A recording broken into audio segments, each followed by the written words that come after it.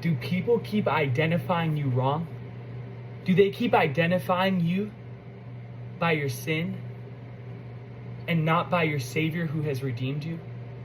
Well, they misidentified Jesus, so they're going to do it for you too. Read with me John 7:45 through 52.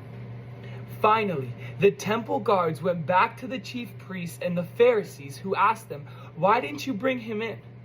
"No one ever spoke the way this man does," the guards replied.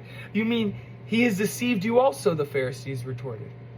"Have any of the rulers or of the Pharisees believed in him?"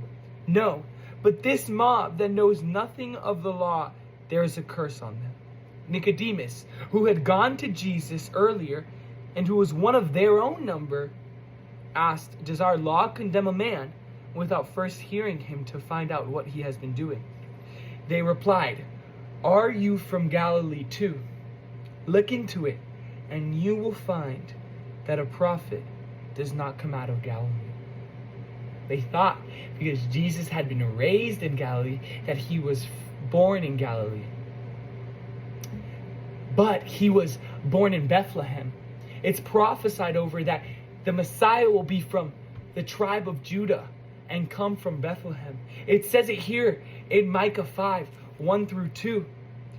"Marshal your troops now, city of troops, for a siege is laid against us. They will strike Israel's rulers on the cheek with a rod." Verse 2, But you, Bethlehem, Ephrathah, though you are small among the clans of Judah, out of you will come for me one who will be ruler over Israel, whose origins are from old, from ancient times. That was a prophecy in the Old Testament of the Messiah. And these Pharisees, who know so much of the law, didn't know their Savior, didn't know enough about Jesus. Because if they knew enough about Jesus, just as much as they knew about the words on the page, they would know that Jesus actually was fulfilling that prophecy about being born in Bethlehem. And I believe people have been misidentifying you. They misidentified Nicodemus. Nicodemus is from Jerusalem. He's one of them. And they said, "Are you from Galilee too?" People are going to start misidentifying you when you start to walk in a way that glorifies God and not in a way that glorifies their sin.